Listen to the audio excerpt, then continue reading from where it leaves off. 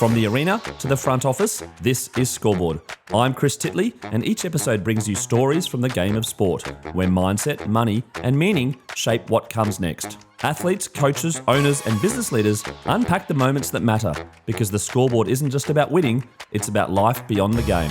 This episode is powered by Swyftx, Australia's top-rated crypto exchange and proudly homegrown, just like many of the athletes and business leaders we feature on Scoreboard. Now let's get to today's episode. Hi, it's Chris Titley here, and on today's episode of Scoreboard, the podcast, I'm joined by Ali Anderson. Ali, thank you so much for being part of this series. And what is a glorious Brisbane morning, by the way. Yeah, thank you for having me. Yeah, it's stunning. I was on my way and I went past the over the Story Bridge and just couldn't help but have a look around. It was just so nice. It's so good. Now, I'm very excited for today's episode. It's a monumental milestone episode for us, 100 episodes. So congratulations and welcome to the 100th episode of Scoreboard. No, that's such an honour. Thank you for having me. Not a problem. Now, how has your week been? How's your morning been? Let's talk Ali Anderson. What's been happening? Yeah, so it's been we had a break last week, so we're back sort of into it now this week, and we actually have our first intra-club match today. So, yeah, it's a bit of a different preparation for me, but yeah, I'm just trying to make it as like game day like as possible. So yeah, but it's actually a pretty long day, and I had a pretty long day yesterday. Whereas usually, we do like a bit of a captain's run the day before, and it's pretty chill. But yeah, so intra-club. Awesome. And now this is season number 9, 10. Yeah, season 9. Season 10. Season 10 for you. Year 9. Year 9. Yeah, because we did 2 in 1 year. Yeah, it's crazy. It's just sort of been, a long, wild ride. It's sort of gone really quick too. So I think I was like 22 when we started, and then suddenly it's just, here I am, 31. Yeah. A little bit older, but feeling better than ever. And do you remember that first season?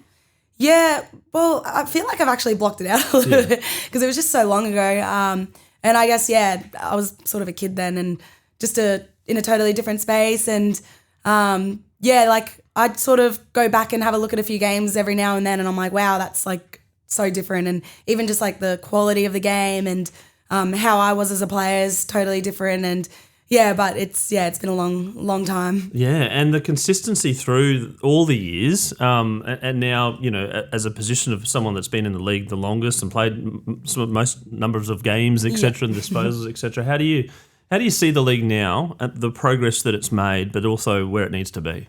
Yeah, so when we started, there was a lot of sort of cross-code athletes that were coming in, and it was like a great spectacle at the time, but it was sort of still a long way to go. And it was, you sort of had to look at it as a different game to the men's as well. So, but you sort of see now these kids coming in and they've been playing since they were, 8, 9 years old, and they're absolute guns and they're playing like they're footballers. So, they're slowly pushing us older ones out. But yeah, the change has been so good and it's just changed so much. And obviously there's still a long way to go with the competition sort of depth and sort of making it equal. And we have 18 teams now, and we've just got to sort of work through that and keep improving. And I feel like it's every year it gets better and better and the competition gets closer. So back then it was probably like your lower teams would probably get beaten a lot by the better teams, but it's sort of equaling out now. And there's still like a bit to go. Yeah, no, absolutely. And taking us back to the 15-year-old girl now that wants the pathway to play AFLW, when you were 15, were you thinking about playing AFLW for a living? Yeah, no, definitely not. I actually I started when I was 13, so in high school, but it was like your one comp a year, the Brisbane Lions Cup comp a year. So I was born and raised in Brisbane. Just one cup? Yeah, literally. And then maybe a couple more games. I think I played a couple games for Kedron as well. And then it wasn't until I was in year 11, our teacher, who was like the coach, he was my English teacher from year 8 to 12. And he What's was their name? Come on, shout out. Ross Clayfield. So yeah, there you go. Hello, Ross. I actually still do a bit of coaching with him today over at UQ. So yeah. He's a legend. And he sort of got me into it. And then we all went down to Melbourne and had that was the first time I'd ever been to Melbourne. I think I was 16 years old. And it was so different to Brisbane, and there was so much footy. And like back then, that was probably 2010, and there wasn't too much footy up here. It wasn't as popular as it is now. So yeah, it was just sort of come down, play there. And then the year after, he got a coaching gig over at Zilmere Eagles and dragged us all along to play. And I remember showing up the first day and I was like, oh, like this is a bit too serious for me. Like I was in year 12 and I don't know, I just was like, oh yeah, I'll have a kick of the footy. And Brie Brock's sisters, who's our CEO, well, our football manager now, they were like, oh, they were so serious and they were like, yep, you can play under 18s, you can do this, blah, blah. And I was like, oh, I don't know, I don't really want to play. It's too serious for me. And then my sister was playing, so I was like, okay, like I'll play with my sister. And then I sort of had a under 18s comp that year and got selected into the Brisbane team, got selected into the Queensland team after that. And yeah, pretty much have been selected ever since then. And then I was sort of playing in the Queensland women's team when the draft came around. So yeah, right. Yeah, so I was sort of probably a bit older when we started, like maybe 17 when I sort of actually started playing. But yeah, never thought I would actually be here as a professional athlete. Yeah, that's awesome. And then at 17, you started to realise you were pretty good? Like I just sort of really enjoyed it. And it wasn't until, actually, yeah, I'd probably never, like, because the talk of a competition didn't exist then. So it was more just like, oh yeah, I'm just getting selected for these teams. This is fun. I really like loved the sport. So I was playing for the enjoyment of it.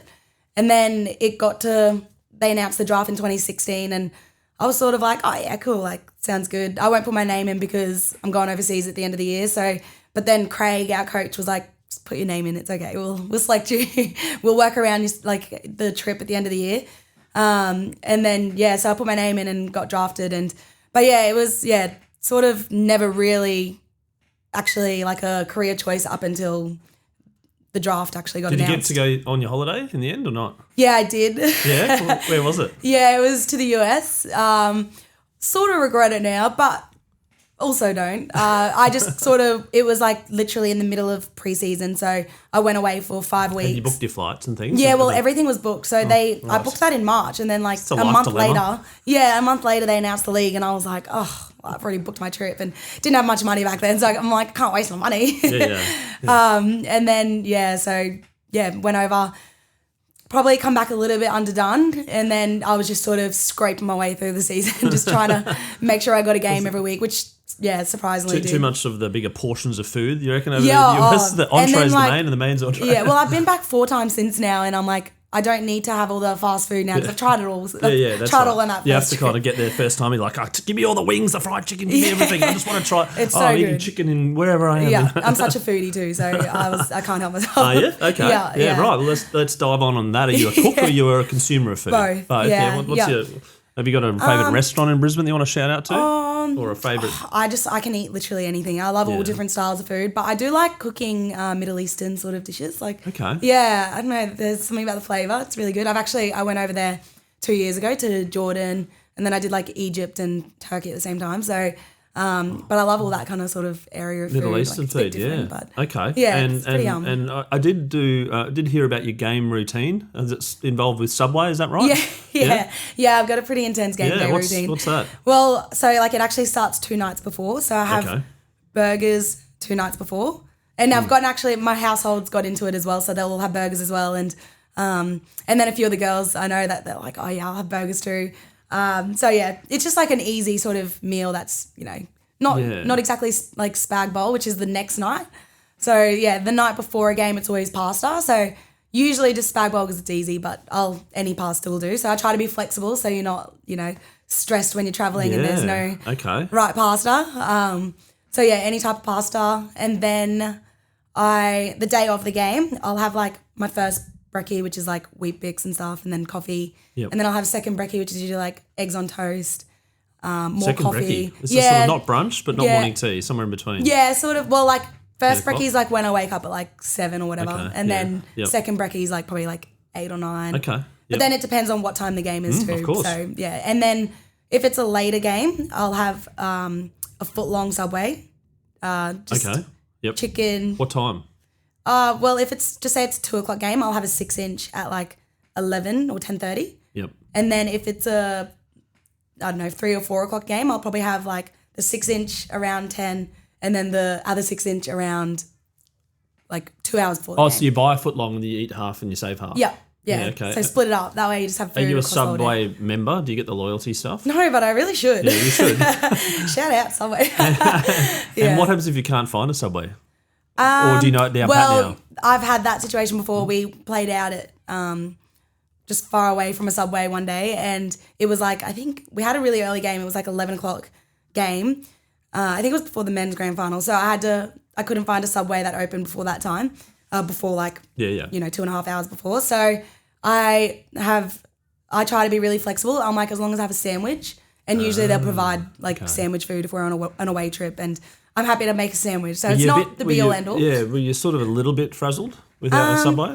No, because years ago I used to get really frazzled, and I sort of learnt from that. So when that has come up again, I'm like, no, flexible, just to not get too... So these are the mindset shifts as you get a bit older in the league. You're like, now sort of superstition versus preparation versus routine, etc. Yeah. There's a bit of a grey area, I'd imagine. And I used to be really and I still am very routine, but I make sure that with everything that I do, that I'm okay to be flexible with it. So there's other options. So even just with so I think it was maybe 6 or 7 years ago, I got taped sort of every game, and I would I just hated if I was taped last, and then I'd be back behind on everything. So then I taught myself to tape. So I'm like, okay, cool, I can do that. Or I just get there extra early and I'm the first one there to tape. So it's just little things where that used to stress me out a lot. But now I'm like, no, there's got to be, and then just, sort of loosoning the reins a little bit. Do you put things on in order? Left, right, left, sort? No, I'm not too bad with that. Yeah. But I do have favourite bra and undies and all that kind of stuff that everyone else has. The lucky ones, yeah. Yeah, the lucky ones, yeah.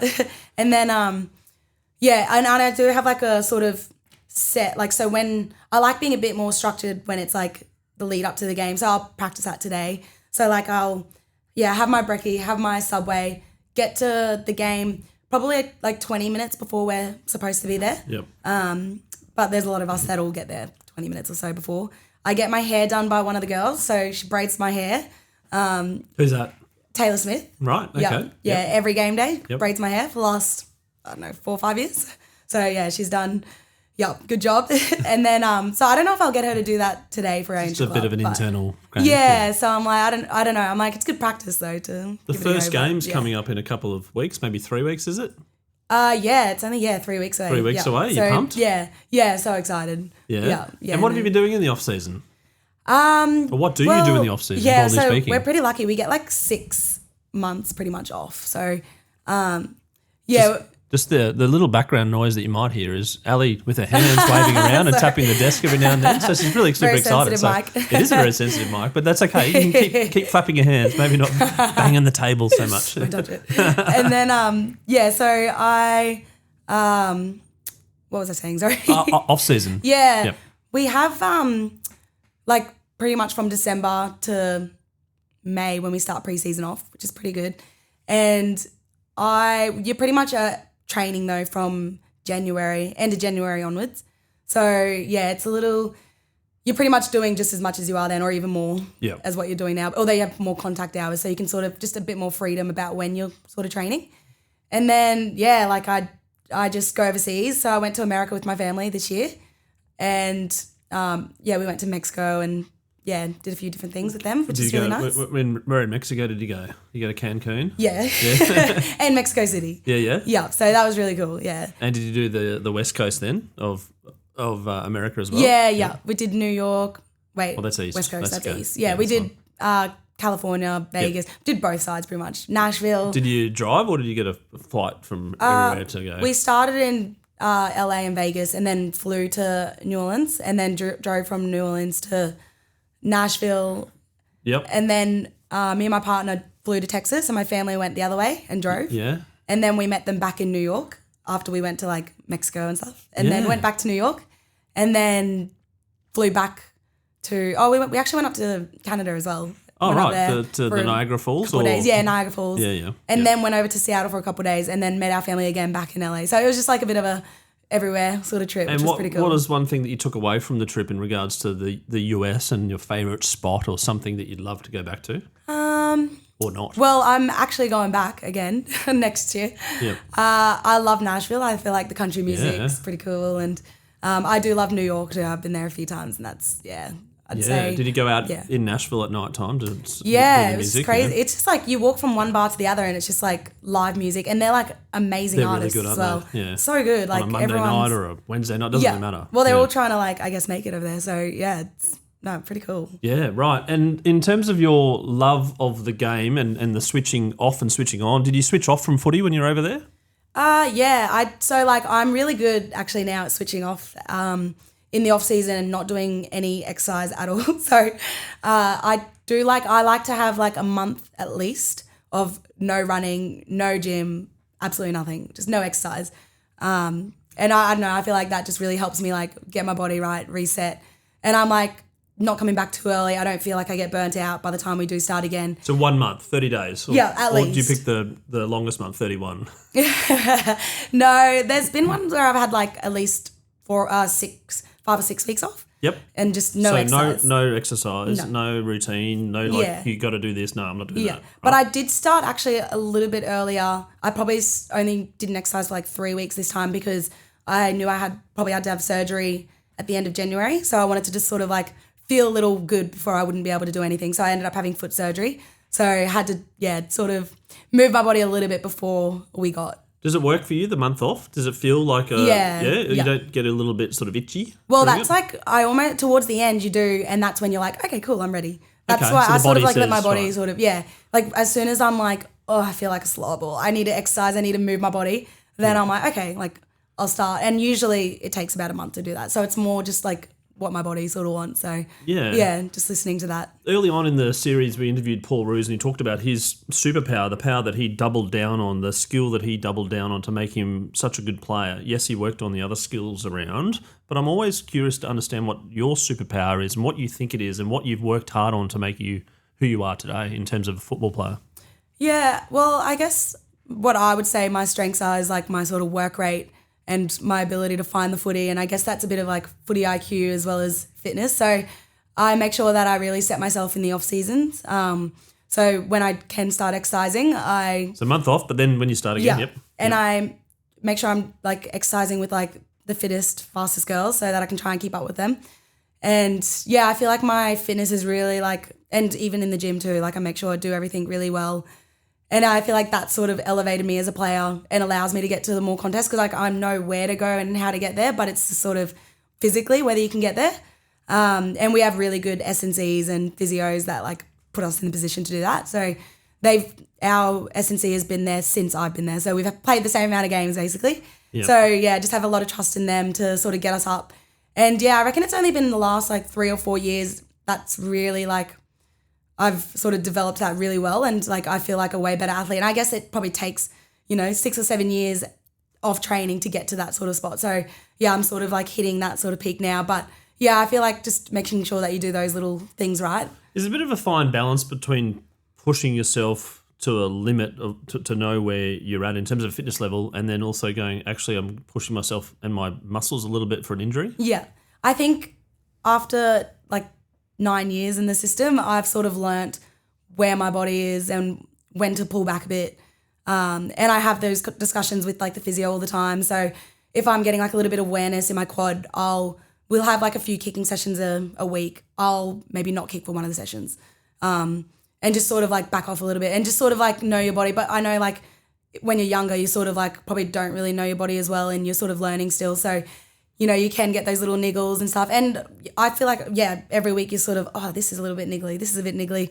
But you sort of like, I don't know, back off a bit or you work through it and it's not maybe as bad as you think. And then, so I think, I just have learnt what my body is capable of.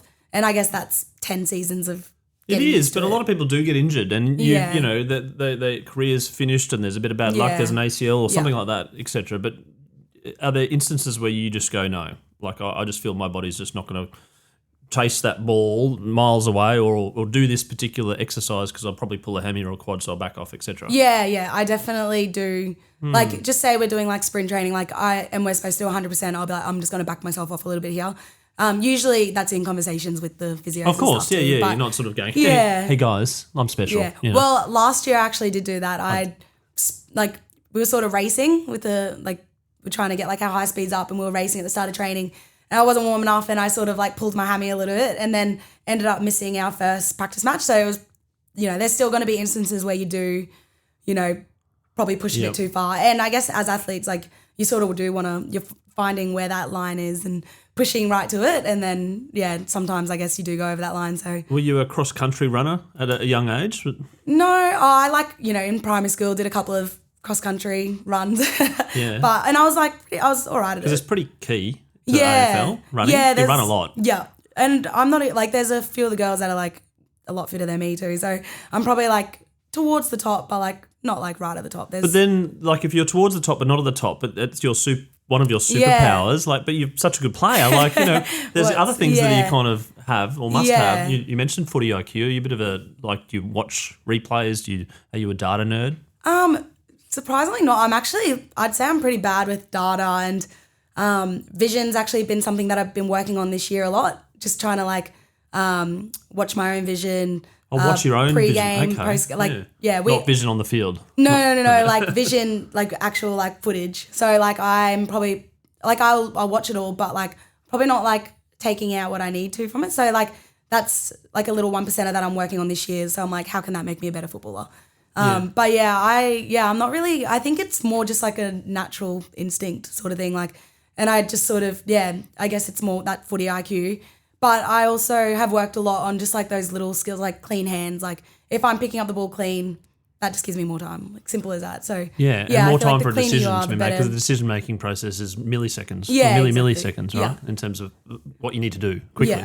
Otherwise. And then you got to have a growth mindset. So I'm 10 years in, and some would say oh, you've done this and this and this, but I'm no, but I want to do this and this.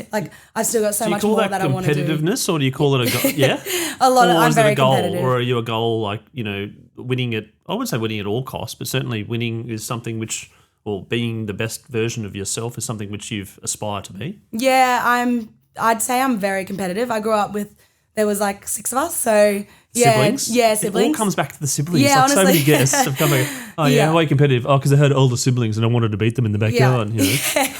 Well, I was pretty competitive as a kid too. Yeah, and I played a bit of I think I was 5 years old or 4. My dad's go play rugby league. There you go. So I was his little maybe boy before he got a boy. Yeah. So I just just always been very competitive, and always want the best out of myself as well. So I'm interested to know where confidence comes into the competitiveness. Have you always been a confident person? Because you're confident now. You're confident in the mic. You've obviously that's funny you say that. And the stats have come. You're a confident player too, right? Yeah. Well, actually, I would say I was the complete opposite. So I was very shy in school. I was okay. I was probably just normal amount of confidence. But I remember the first year of AFLW, I was just so shy, and I would, even before that, we'd go to training and be kicking, and I'd have 2 handball drop, and I just would not want to kick with any of the girls who could kick really well, and I'd just be so anxious about my skills and me as a player. And then that first year I didn't really talk that much, and a lot of the girls that I know that were there that first year, they were you didn't say a word that whole year.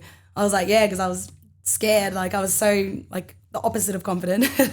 And I think after that first year, I sort of was I come back from America and I was not very fit and I didn't play very well, and I was really probably disappointed with how I went, and I knew I was capable of more. So went away and got really I got as fit as I could in that time, and I come back and I just felt a lot more confident in myself because I was fitter. And then I sort of put myself out there, and I was okay, I'm not going to get the ball if I don't say a word. So I just had to in training be really over dramatic with my voice, and and it felt so uncomfortable. But now it's sort of almost built. I'm more confident on the field about getting the ball, and I want the ball in my hands. Whereas before I was I don't want the ball, so I'm just gonna not say anything. Right, so. Sort of a bit fence city early on, going, I'll see what's going on. Yeah. Right? So I'm not home yet. Yeah. Yeah. And now you're loud, and also at the end of a game, I've been to watch a few games, etc. The talking is very, very constant in the game. Yeah. How's your voice at the end of the game? Oh, well, I actually have nodes, so my voice is a bit cracky now. So, I'll literally lose my voice every game pretty much. Yeah. But it gets just really husky, and it's actually a bit painful. Do you practice on that? Do you practice yelling and talking and communication skills at practice? Yeah, so we actually have been doing a lot more on that this year. So just setting up drills, and it's basically we have to just talk, and we don't even have the ball, but it's all about setting up, and it's actually been really good practice for me, because that's actually, even though I'm using my voice a lot more now than I ever have. It's sort of, okay, now how can my voice get more constructive and set up and do this and directive? So it's sort of helping me a lot with that. So it's a new skill, and it's definitely a skill that you learn. I was going to say, some of the crowds that are loud and whatnot, and you know, obviously if you want to be free, you're screaming out for the ball, but sometimes it doesn't work. I've seen a few players scream out and they don't get the ball and they're like, oh. Yeah. You know, I'm like, well, maybe they weren't in the vision of the player, right? Does that frustrate you a little bit sometimes? Oh, I think that'd frustrate anyone. But we actually... How do you kind of signal then? You got a little wink? We have been working with our sports site, Clary, so he's done a lot of work with like the men and a few other teams, and he's really good, and we do like a whole sort of, I guess, section on communication and how it's like, you know, not only verbal but non-verbal and on the field, and sort of just, talking through that, and that's actually pretty helpful as well. And in terms of the 1% you talked about off the field, are there little things that you're doing to make yourself or give yourself the best chance of performing well, like sleep or doing little habits, etc.? Yeah, so I've started, I'm always trying to look for that little edge bit. So lately it's been journaling. Every morning I'll sort of wake up, and with the training session to come, I'll have a look at our plan and then what my goals are within those drills. So it just sort of gives me something a little bit more specific to focus on, because I've never really been good at goal setting. So same. Yeah. I'm horrible. I don't even, there's only more recently I've had a goal, broadly speaking. Yeah. And it's like I'm 44 next week, and I'm like, haven't got it's a goal skill, in my life. Isn't it? It's drifting. Yeah. I've been a drifter. Yeah. So I'm probably that too. Yeah. So the goal. So what is is it short term, daily? Is it monthly? Is it yearly? I sort of have some bigger goals that are like a bit more longer term, and then are they individual? They're mostly trophies, individual. or are they kind of just you? Oh, it's sort of like a combination of it's not really like the end sort of result. It's more just like sort of like being yourself, give yourself the best chance. Yeah. And then the daily goals are definitely more like I try to make them achievable. So like with the drill it might be like, okay, in this drill I want to drive my legs 3 times. So just something like a little bit more specific. What's your goal today in the internal practice match? My goals today, I wrote them down this morning. So I want to stay in the chain. So just trying to stay within the ball. So if the passage is going like down the field, I want to stay with that and then try and get on the end of a goal. So it's more just about like not necessarily kicking the goal, but giving myself and my team the best opportunity, like putting myself in a good position. So I want to stay in the chain, try and kick a goal. And then I want to drive my legs at least 3 times. And I feel like I know what it feels like to drive my legs, so I can actually count. Okay, and driving your legs is with people around or without people around, or what? It's sort of when there's a stoppage or when there's a ball in dispute and there's a lot of bodies around, picking up the ball, driving my legs out of that sort of thing. Because I'm good when I do it, but it's just almost like a reminder to do it. Yeah, okay. So it's like if that's on the top of my mind, then I can actually do it. So. And in terms of knowing your position and getting good positioning and knowing what makes a good position, how have you found that in AFL? In growing up, have you played different positions, etc.? So I've pretty much mostly played midfield. I started on the half-back line as, in juniors and stuff, just sort of running off and which kind of goes back to the sort of like the communication, like the half-back line sort of a little bit, not as much into the action as midfield, but now, like you're There's screaming and yelling, now you're going, right, that's more suited to your... And it happens so quick and it's so quick, So, we actually had, D-Webb was our coach, midfield coach 2 years ago, and he's gone down and he's actually head coach of Hawthorn now.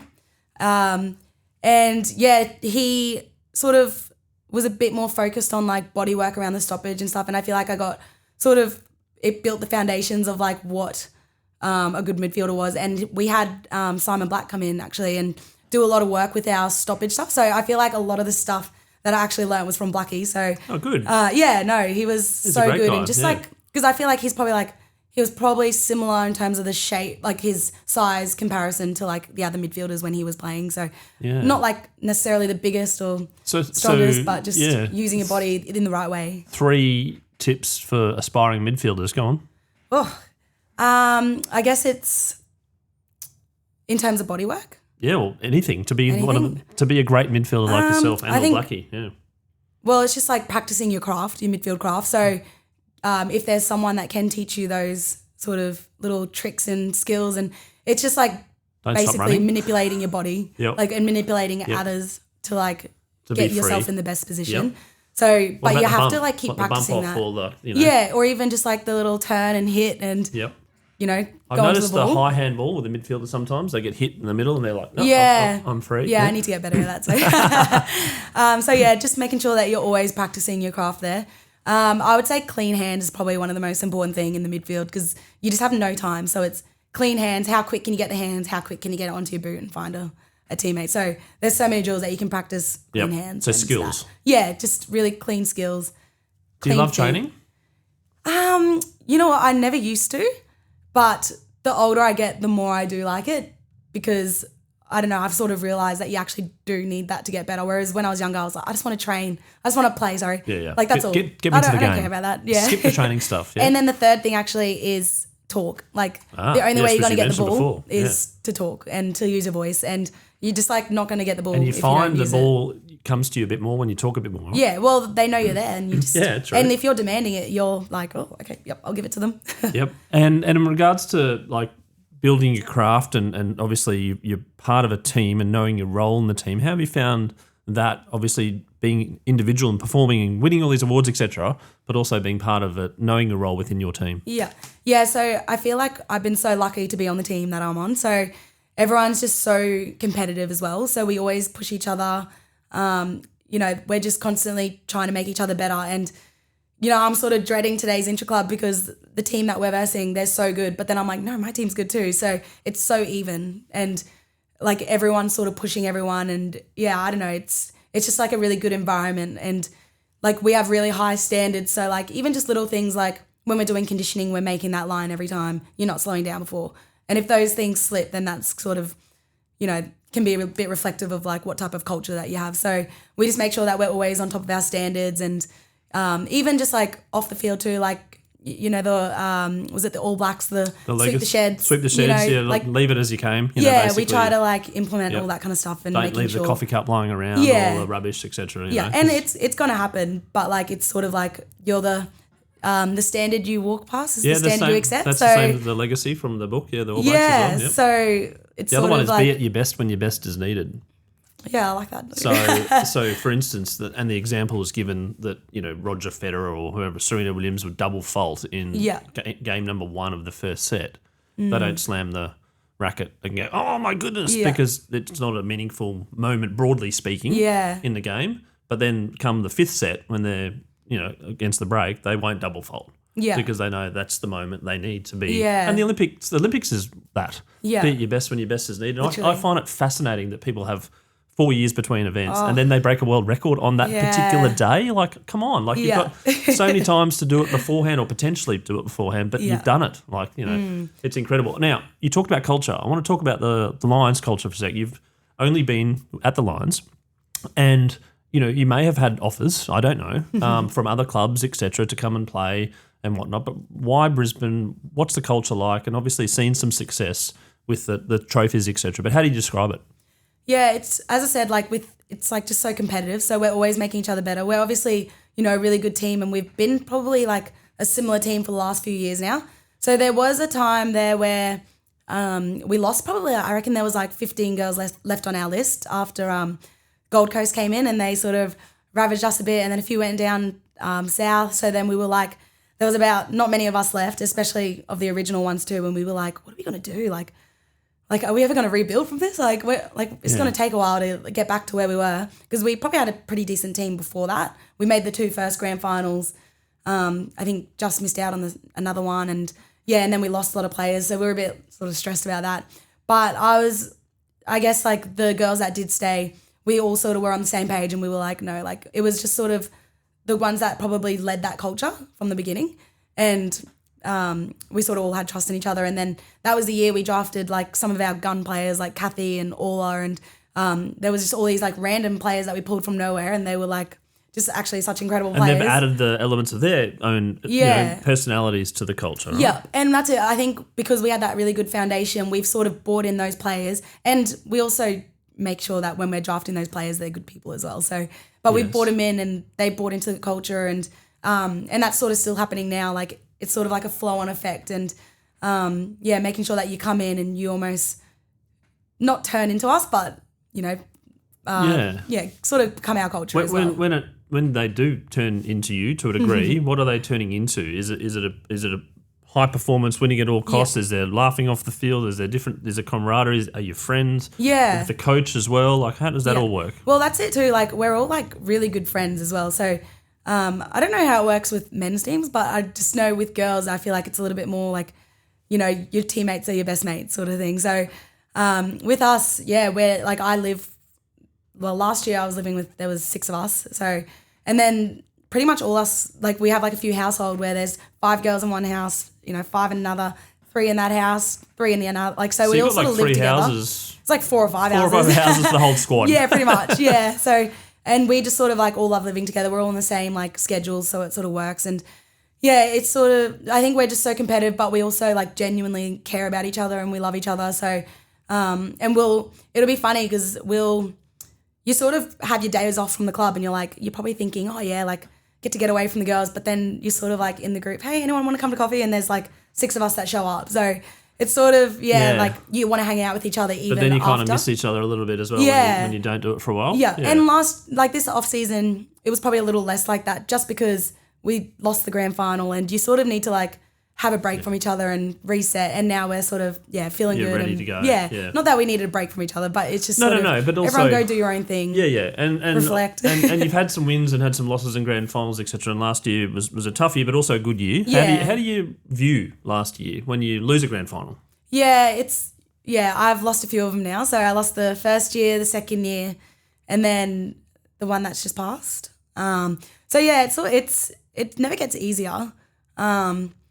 And I think when you know you're like capable too and you have such a good team, every year you're sort of like, oh no, like was that our window? Like, are we going to get back there? But like I sort of never really felt that last year with this team because I think maybe the contract wise, you know who's staying in the team now. Whereas before it was a little bit more, you didn't know with the contracts, they were probably like yearly or like not as okay. common. So there's a bit of like edginess Stability around going, too. are they going to leave, you know? Yeah, so there's a bit more stability now with the list. So sort of you finish and you're like, yep, like I'm like this team is capable of doing that again. Obviously it wasn't our day on the day, but as a whole, the season was like just so good. And we actually have learnt so much from it. And we've implemented a lot of that in our preseason this year. And even just with the coaches, like there's been just such a big change of like what we're doing and how we're going about it. And yeah, it's just been such a good learning process and everyone's like really enjoying this preseason. So it's, there's a lot you can learn. And what about the men's team being on site as well? In different sports, they have different names and they're separated, they're separate clubs, etc. But in AFL, it's the Brisbane Lions women, Brisbane Lions men's, etc. Yeah. How do you go with that? Do you talk to the men's? Do you sometimes train with them? Do you learn and share some ideas, etc.? Yeah, so I think since we've been out at Springfield, so our new facility, Brighton Homes Arena, it's been really good. So before we were at the Gabba and then there was COVID, so it was a lot separated and it was just like a small space at the Gabba too. And we didn't really have, like we were at Yeronga as well most of the time. So yeah, it was a bit separated then, but the last like 3 years, I think it has been out there.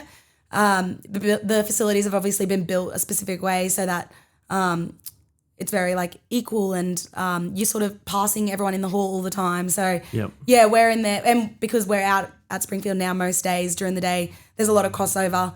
And we've had people like Big O, Oscar, he's come down and done a lot of work over the last 2 years with our ruck. So hopefully he comes down again.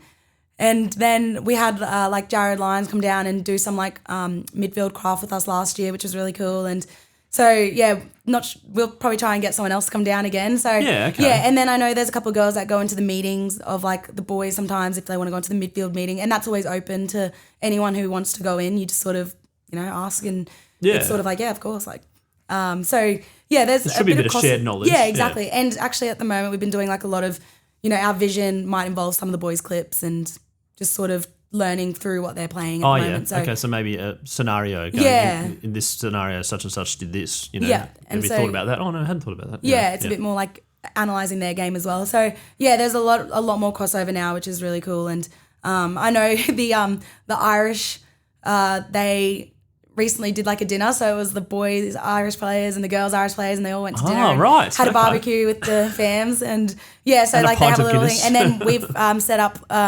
like an Indigenous little. So all the Indigenous players will go to our Nuxie, who's an Indigenous sort of officer, and he'll have us over for dinner, and we'll sort of working through those crossovers. I'm going to touch on that. You're involved in a few charities, you're ambassadors, etc. Do you want to talk about that off the field? Yeah, so I've done like a few things, mostly with the Indigenous side of things. So it's something I didn't really have much clue about before AFLW, and then as I've sort of learnt a bit more about my culture and done a bit more, like I was a teacher aide for the Indigenous kids at the school too, so that taught me a lot as well.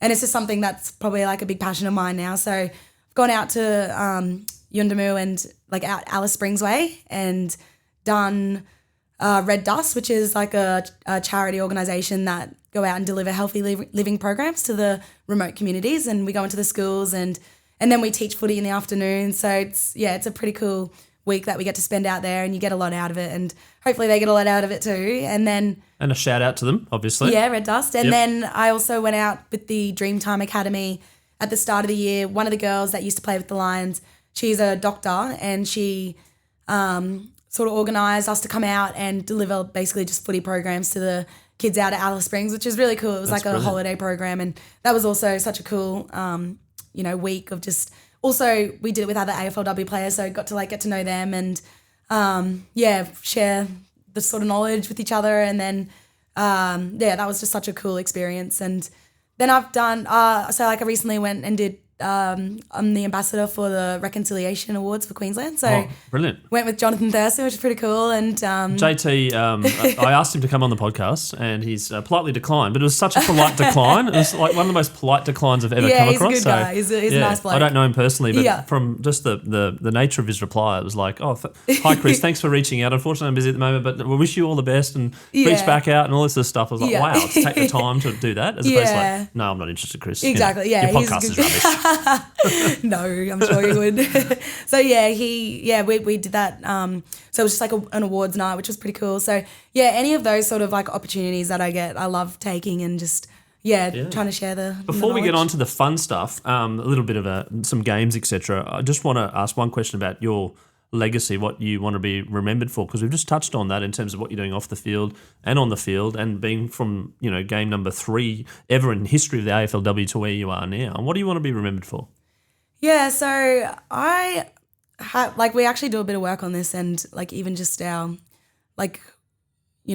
inspiring the next generation and role modelling women's sport and all that kind of stuff. So for me, I really look with the Indigenous communities. Like I just know there's so many young girls and boys out there that probably don't have the same opportunities or don't know like the pathway, I guess, as well. So when I was younger, my sort of role model, I guess, was like Matty Bowen, and I'm like, he was a male playing for, Townsville. Yep, North Queensland. Yep, North Queensland Cowboys. And so he was, I didn't really watch too much sport. So, but when I was younger, I was sort of like, oh yeah, I like him. He's a good player.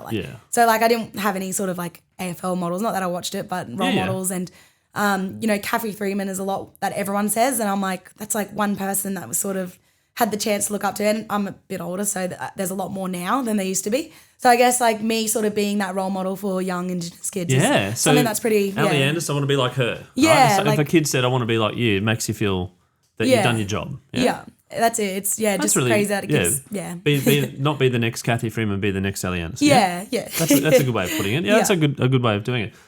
Your scoreboard moment, which is a moment in your life which you remember very, very clearly. It's like a Kodak moment, but you're like, I remember that. And from that, life changed a little bit. Yeah.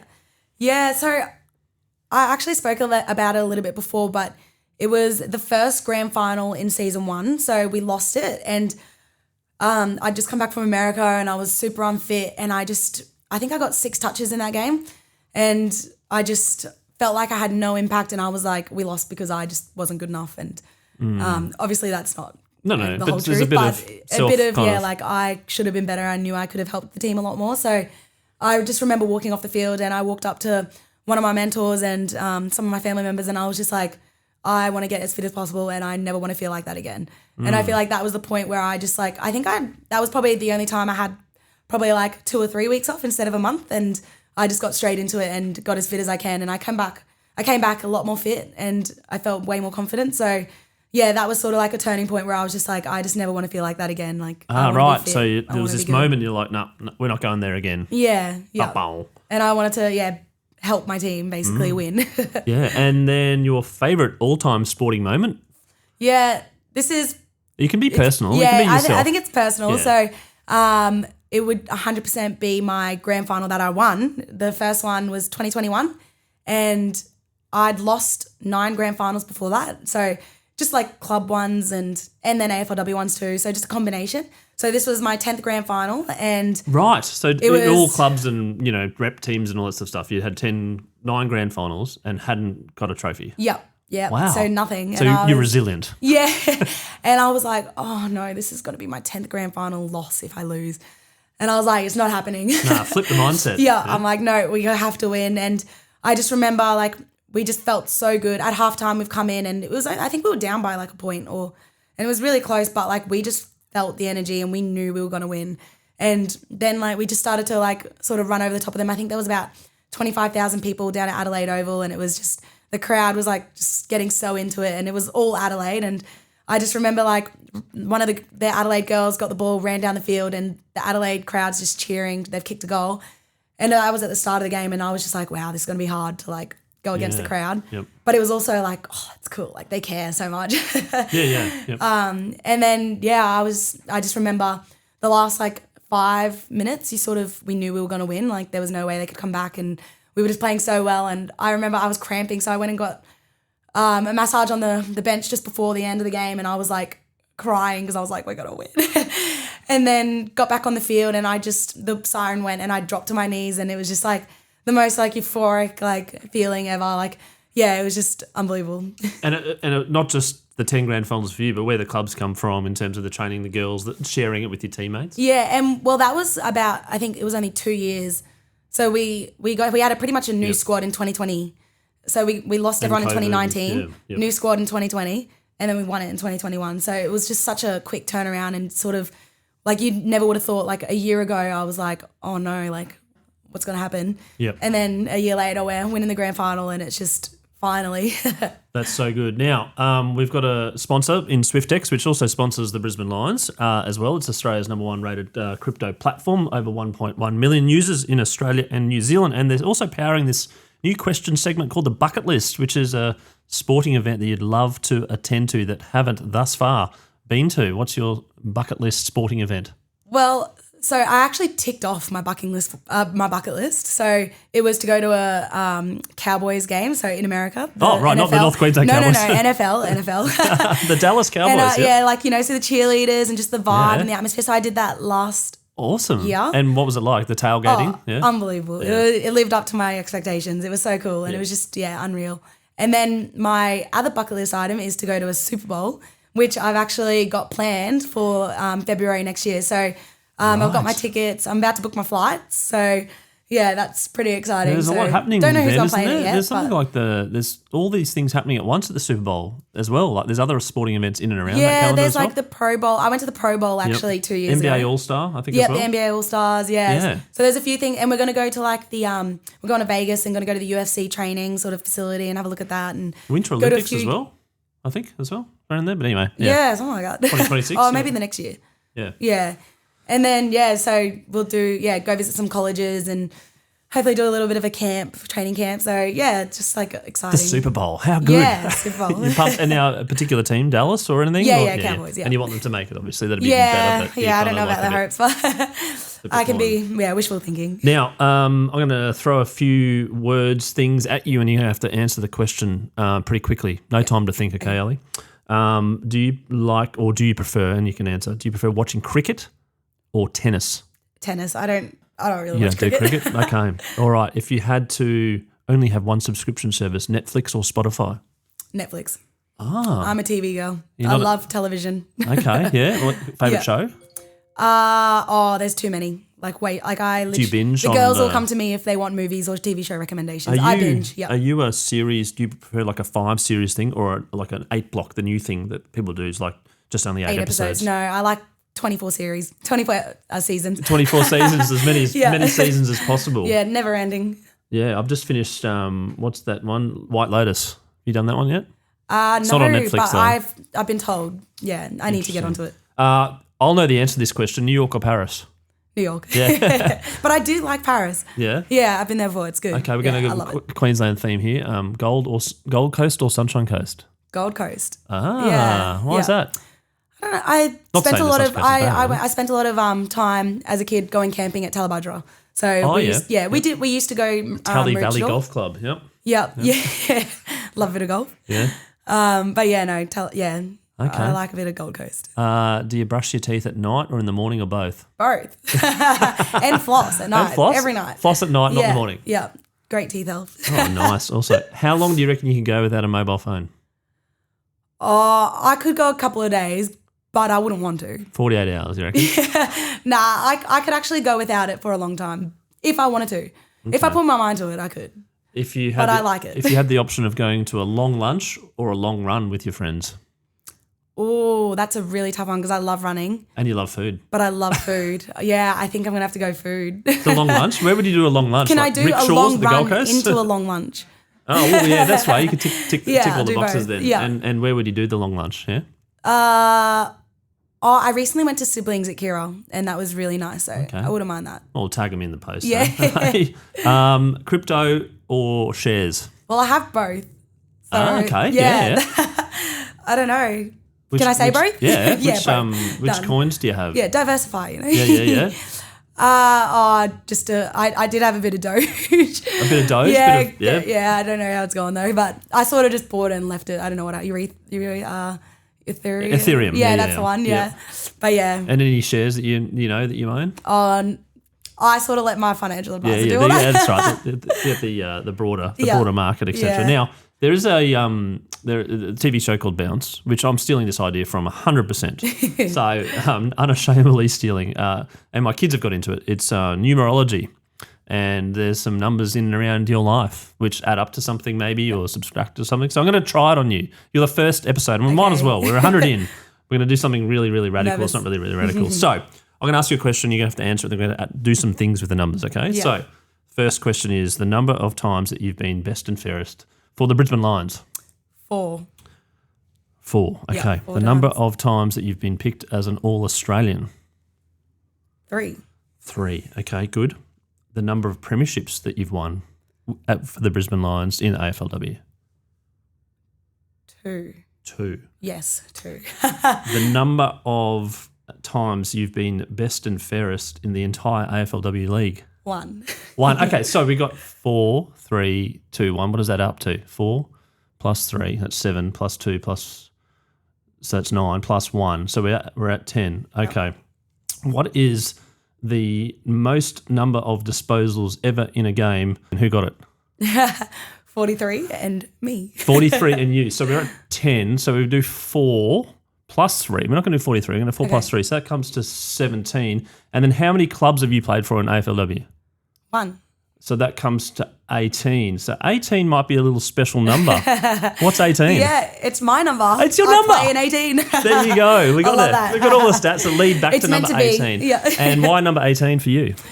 I reckon I was 18 years old and I got selected in Queensland and there was an 18 jersey available and I was like, oh, I'm 18, so I'll take 18. And then it just stuck. Do you reckon the numerology was good? You enjoy that? Yeah, I like it.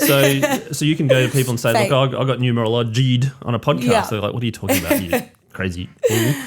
Okay, so one last question is some advice to some girls and boys of 15 years old wanting to be the next Ali Anderson. Yeah, so I would say, 1, open your mouth and get confident. But Which I took just you a think, while. Yeah, Obviously took you probably into your early 20s. So you actually have to practice it. And then I would just say really enjoy the journey because I'm like, it just goes so quick. I started when I was 22 and I'm like 31 now and I still feel like I have, a few years left of me. But it's just like I've snapped my fingers and it's, been 10 seasons and So just like whenever you do it, like just really enjoy every moment and don't try and, you know, wish it away or wish things faster or anything like that. Just, yeah, really soak it up and enjoy the moment. That's excellent advice. Ali Anderson, thank you so much for coming on the 100th episode of Scoreboard, and also thank you for coming on. I know it's a busy day. You've got your trial game, you've got the lead up to the season. I wish you all the best for the upcoming season, and congratulations on everything that you've achieved thus far on the field and also off the field for all the ambassador work you're doing, and looking forward to following your progress this year. Thank you. Thanks for having me.